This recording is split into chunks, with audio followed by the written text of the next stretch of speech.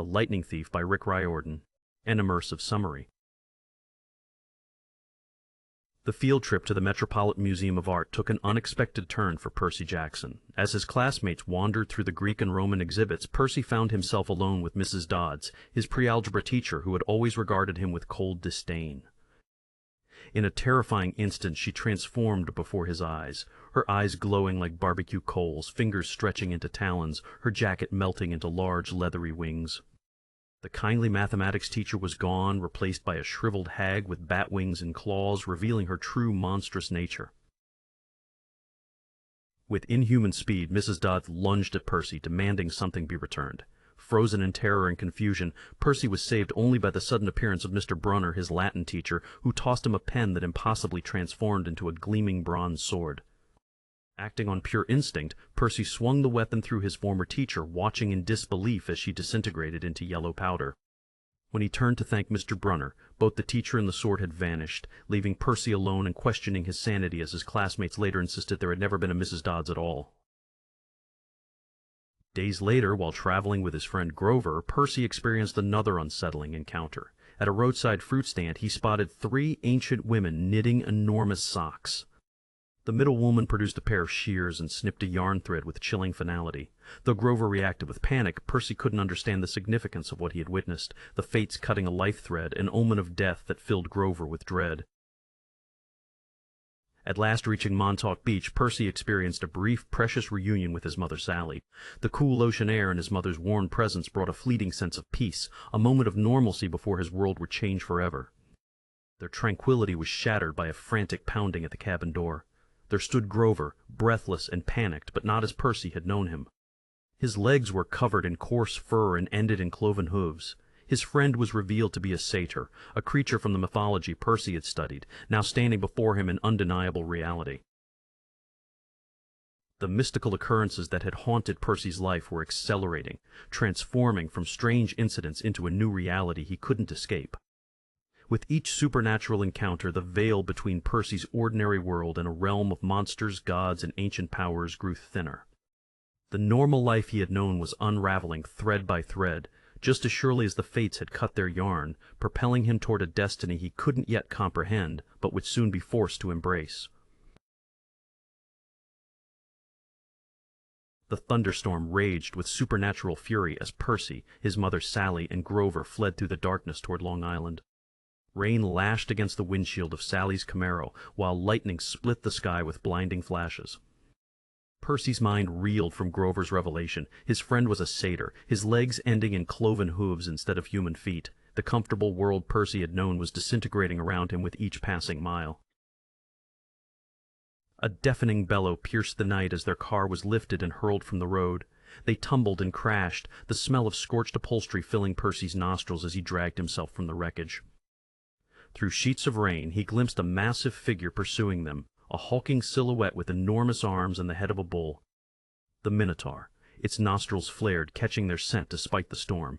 Sally pulled Percy toward a hill crowned by a solitary pine tree, urging him toward safety while the creature closed in. Fear grew as Camp Half-Blood got close. The Minotaur charged with devastating speed. In a heartbeat of horror, Percy watched as his mother, attempting to distract the beast from the boys, was caught in its massive fist. Instead of being crushed, she dissolved into a shower of golden light, vanishing before Percy's eyes. A primal rage surged through Percy's veins, grief and fury propelling him forward. With newfound strength and instinct he didn't understand, Percy leapt onto the Minotaur's back, wrenching one of its horns until it broke free in his hand. As the monster bucked and thrashed, Percy drove the jagged horn into its chest. The Minotaur dissolved into dust, leaving only its horn as evidence of the nightmare that had just unfolded. Exhaustion and grief overtook Percy as he carried Grover's unconscious form up the hill. His vision tunneled, his legs giving way just as he crossed the boundary. Through a haze of delirium, Percy caught glimpses of concerned faces, a grand farmhouse with a wraparound porch, and a bearded man in a wheelchair. He drifted in and out of consciousness for days, haunted by visions of his mother's disappearance and the lingering scent of monster dust. When Percy finally awoke, he found himself in an unfamiliar room with ancient Greek architecture. A golden-haired girl with stormy gray eyes had been tending to him but disappeared before he could learn her name. In her place sat the wheelchair-bound Mr. Brunner, his Latin teacher who revealed himself as Chiron, the immortal centaur trainer of heroes. Beside him lounged a pudgy man with bloodshot eyes and a Hawaiian shirt who Percy was stunned to discover was Dionysus, the god of wine. With each shocking revelation, Percy's understanding of reality shifted. The Greek gods weren't myths, they were real, present, and somehow intimately connected to his life. His mother was gone, captured by Hades, and Percy himself stood at the threshold of an extraordinary new existence that would forever alter his destiny. Percy wandered through Camp Half-Blood in a daze, his mother's disappearance a raw wound that overshadowed the wonder around him. Chiron, now in his true centaur form, guided him past strawberry fields tended by satyrs, an archery range where campers hit impossible targets, and a gleaming amphitheater carved from ancient stone. Each cabin they passed represented a different Olympian deity, their architecture reflecting their divine patrons. Apollo's cabin glowing like the sun, Demeter's roof alive with flowering vines, Ares' structure bristling with barbed wire and painted an angry red. Percy's temporary home in the Hermes cabin was overcrowded with unclaimed demigods, their possessions crammed into every available space while they waited for divine recognition that might never come.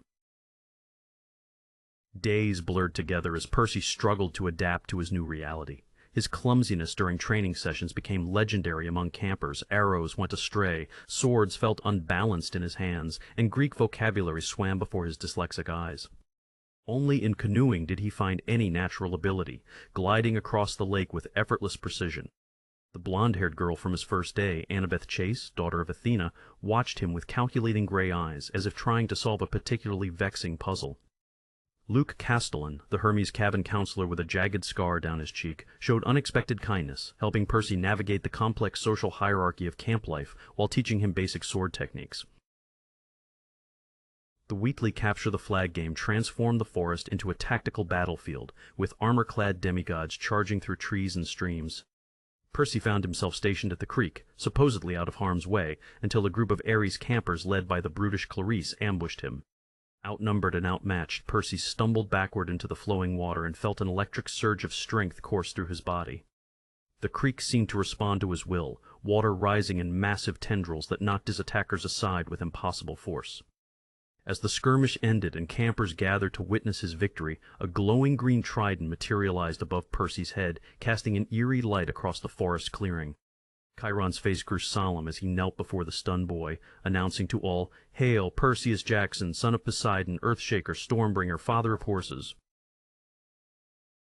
The camp's initial awe quickly transformed into wary distance as Percy moved from the crowded Hermes cabin to the empty Poseidon dwelling. His isolation deepened when Chiron and Mr. D summoned him to the big house where they revealed the dire political situation on Olympus. Zeus's master lightning bolt, the most powerful weapon in existence, had been stolen, and the king of gods blamed Poseidon for the theft. Percy's very existence violated a sacred oath the big three gods had made after World War II to sire no more demigod children, making him a living embodiment of his father's broken promise.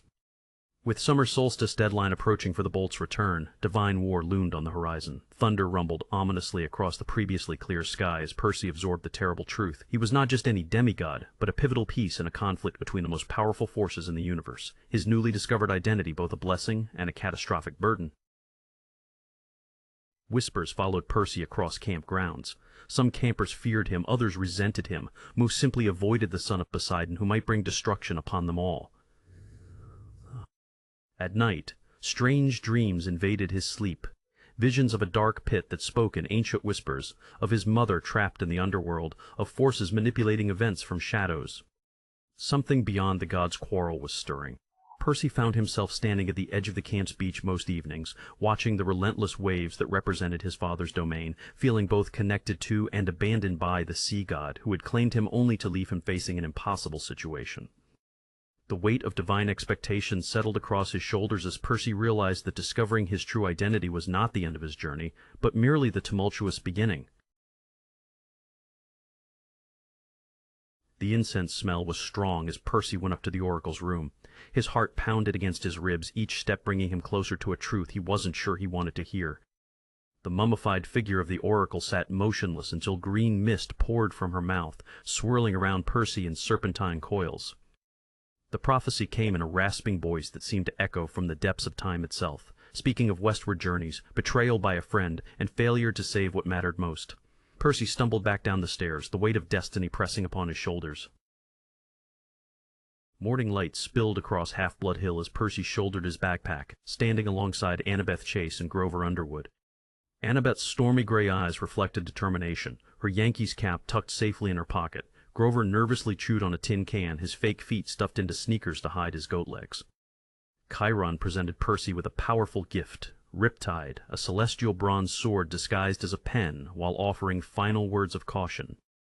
The three companions shared a moment of silent resolution before crossing the boundary of their sanctuary into the mortal world, the fate of Olympus resting in the hands of a 12-year-old boy accused of stealing Zeus's master bolt. Their journey began with deceptive normalcy aboard a Greyhound bus bound for the west. Rain streaked across the windows, creating distorted patterns that matched Percy's troubled thoughts about his mother and the accusations against him. A strong sulfur smell appeared fast. Three old ladies transformed before their eyes, revealing their true nature as the Furies, leathery wings unfurling, fiery whips materializing in their gnarled hands. Their eyes fixed on Percy with ancient hatred. Annabeth's quick thinking bought them precious seconds, her invisibility cap allowing her to create a diversion while Grover bleated in panic. Percy's instincts took over as Riptide expanded in his hand, the celestial bronze gleaming with deadly purpose.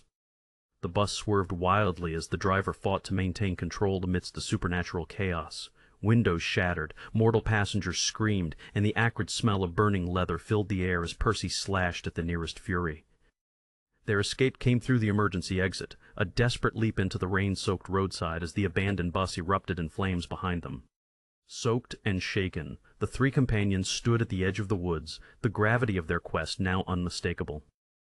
This was no longer camp training. The forces of the Underworld hunted them, and they were only at the beginning of their westward journey to retrieve the lightning bolt and prevent a war among the gods. The trio pressed westward, leaving behind the smoldering remains of their Greyhound bus. The road took them to a shop, Auntie M's Gnomes. Being super tired and tummy empty made them not think right. The sweet aroma of food beckoned them inside, where a veiled woman greeted them with maternal warmth. The garden was eerily filled with lifelike stone statues, their faces frozen in expressions of terror. Too late, Annabeth recognized the danger. Their hostess was Medusa, whose gaze turned flesh to stone. Percy's battle instinct took over as he used the reflective surface of his blade to avoid Medusa's deadly stare.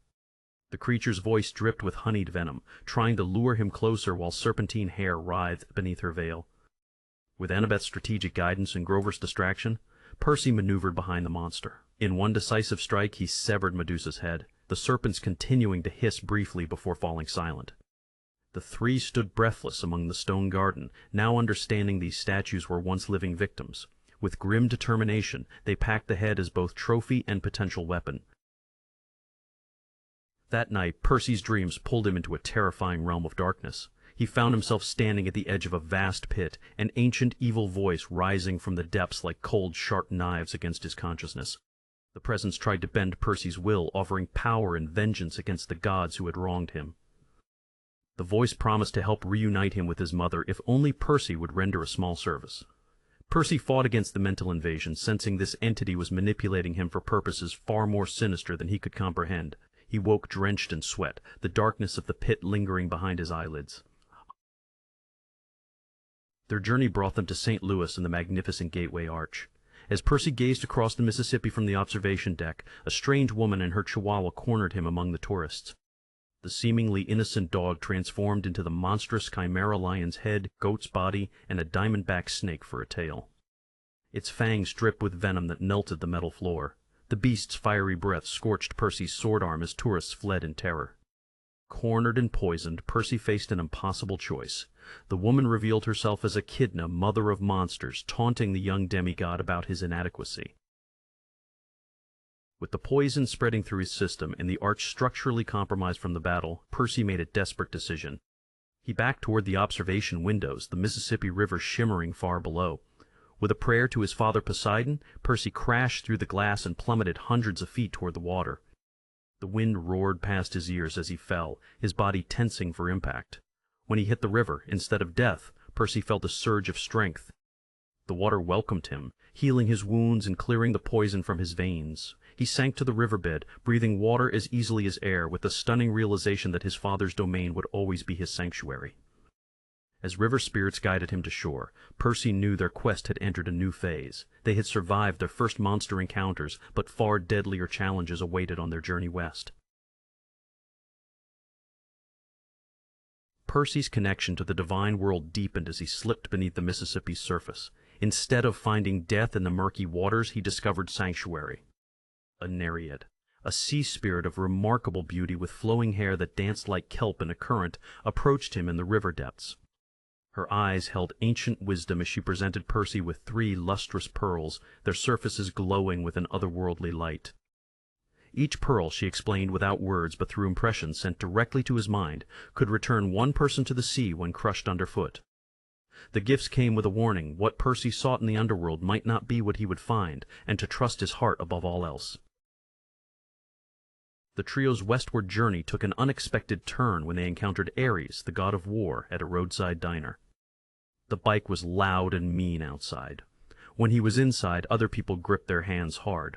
The war god's eyes glinted behind red-tinted glasses, reflecting small explosions of conflict as he proposed a deal: retrieve his shield from an abandoned water park, and he would provide transportation west.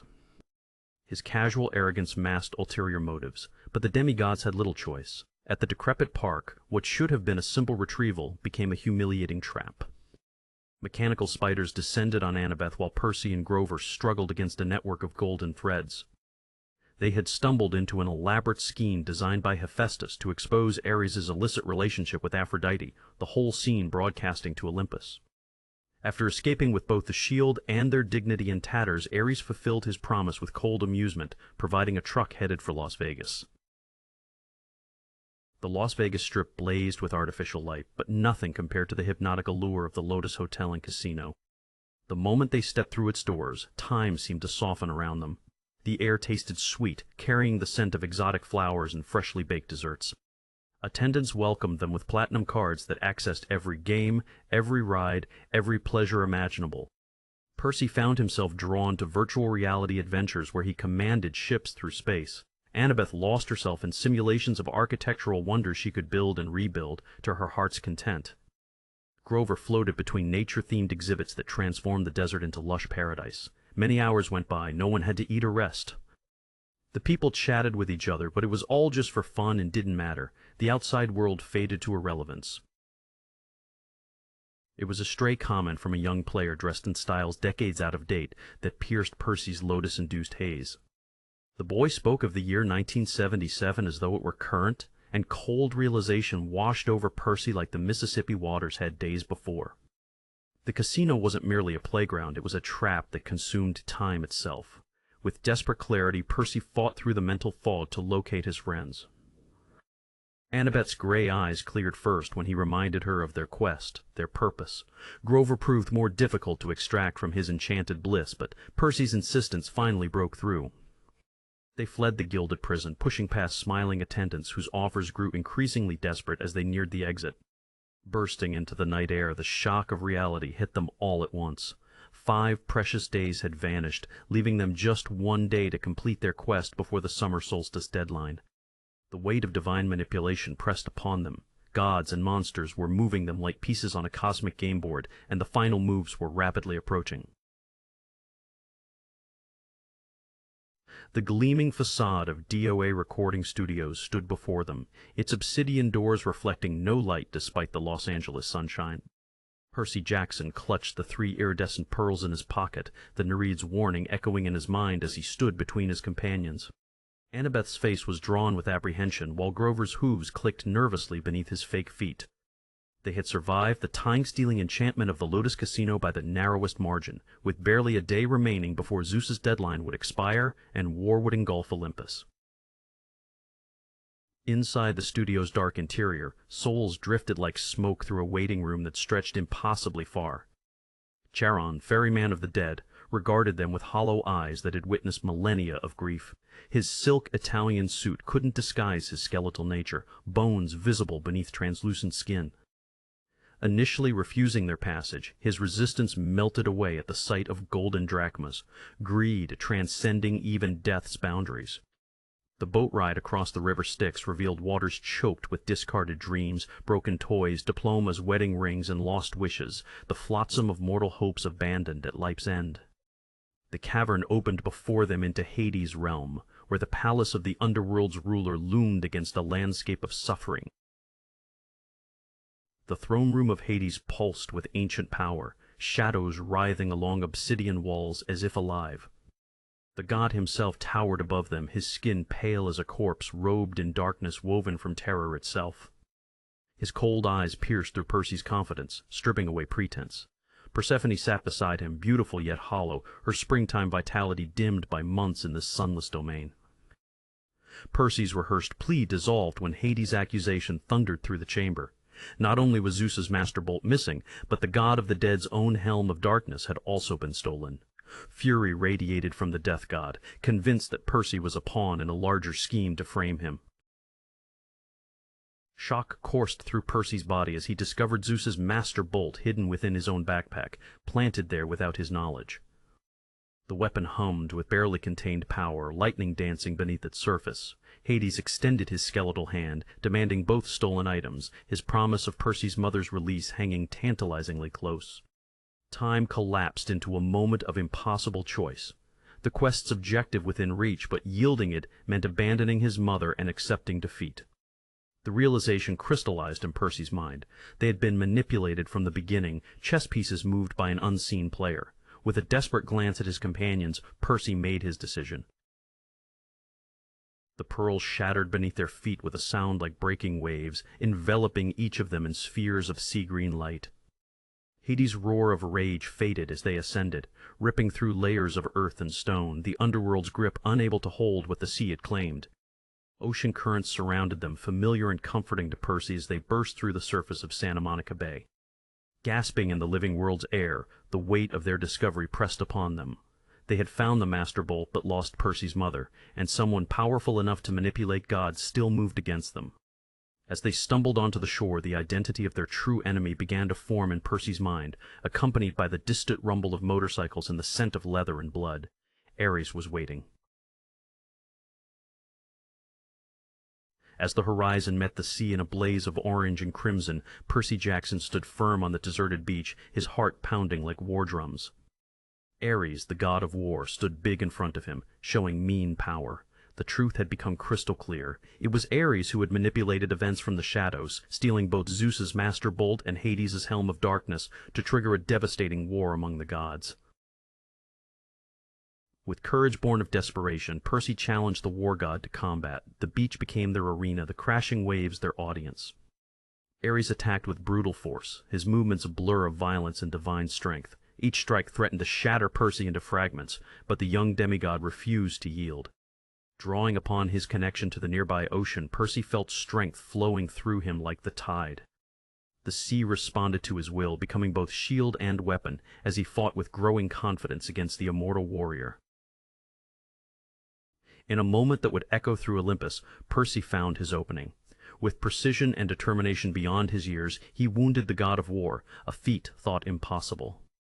Blood, golden ichor, flowed from Ares as shock and rage contorted his face. The world seemed to pause, holding its breath as the impossible unfolded. With a final desperate surge of power, Percy delivered a decisive strike that forced Ares to retreat, defeated by a mere half-blood.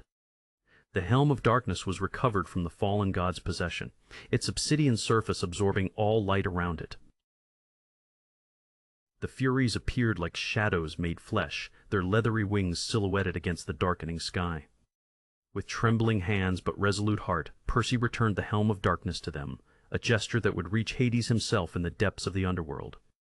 As the ancient beings accepted the helm, they revealed something that chilled Percy's blood more than any monster he had faced. Something ancient and terrible stirred in the darkest pit of the underworld, a presence whose name Percy dared not speak aloud but knew instinctively. Kronos, Lord of the Titans, was awakening from his millennia-long slumber. As the Furies departed with their master's prized possession, Percy stood alone on the beach, waves gently lapping at his feet. The weight of this new knowledge pressed upon him like the sky itself. He had won this battle against a god, proved his innocence in the theft, and prevented an immediate war among the Olympians. But the war that might come would make this conflict seem like merely the opening move in a far more dangerous game. The presence in the pit was patient, cunning, and ancient beyond measure.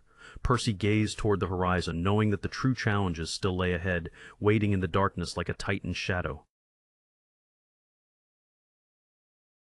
Percy Jackson stood at the precipice of his most important journey yet, the return to Mount Olympus. With Zeus's master bolt secure in his possession after the confrontation with Ares, he boarded a plane to New York City, his heart pounding with each mile that brought him closer to the domain of the gods. The irony wasn't lost on him, the son of Poseidon flying through Zeus's realm, carrying the very weapon whose theft had nearly sparked divine war. The city sprawled beneath him, a concrete jungle that concealed the mythological world lurking just beyond mortal perception. The Empire State Building rose before him, an Art Deco monument to human ambition that secretly housed the entrance to Olympus itself.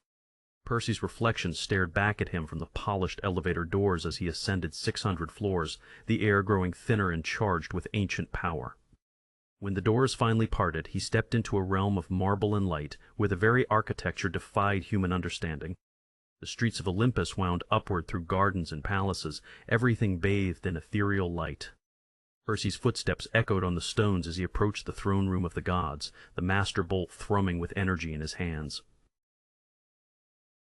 In the vast council chamber, 12 massive thrones formed a U-shape, each scaled for beings 20 feet tall.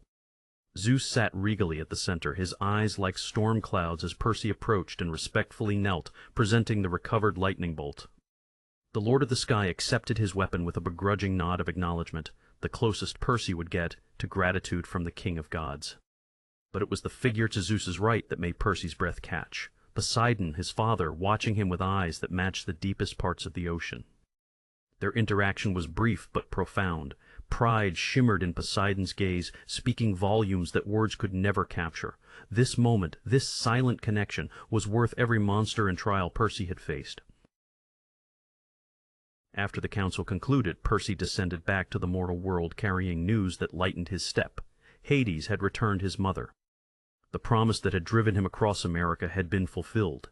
Taking a taxi to their apartment in Upper East Side, Percy found himself hesitating at the door, suddenly nervous. When it swung open to reveal his mother's face, time seemed to suspend. Sally Jackson stood before him alive and whole, her eyes bright with unshed tears. Percy fell into her embrace, and in that moment all the dangers he had faced seemed distant and small. It smelled like cookies, like everything was okay. That summer had been nothing like this. As evening fell across New York City, Percy sat by the window of his childhood bedroom watching the lights of the metropolis flicker to life. He had returned Zeus's weapon, met his divine father, and reclaimed his mortal family. Yet the warning from the beach lingered in his mind, Kronos stirring in the depths of Tartarus. The victory he had won felt incomplete, temporary. Outside, a summer storm rolled across the skyline, lightning briefly illuminating the Empire State Building in the distance. Percy understood now that his journey wasn't ending. It was merely beginning. The world of gods and monsters had claimed him, and somewhere in the gathering darkness ancient forces were awakening. But tonight, at least, he was home. Percy Jackson stood in his apartment, clutching a small package from his father Poseidon. His mother Sally studied the gift with uncertainty, her eyes reflecting years of suffering at Gabe's hands. Inside lay a small box containing Medusa's severed head, still capable of turning anyone who gazed upon it to stone.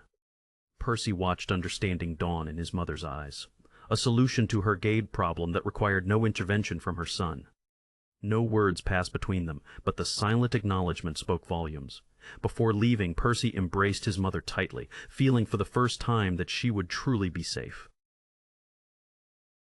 Summer sunshine bathed Camp Half-Blood in golden light as Percy crested Half-Blood Hill. The sight of the strawberry fields, the big house, and the collection of cabins stirred something profound within him.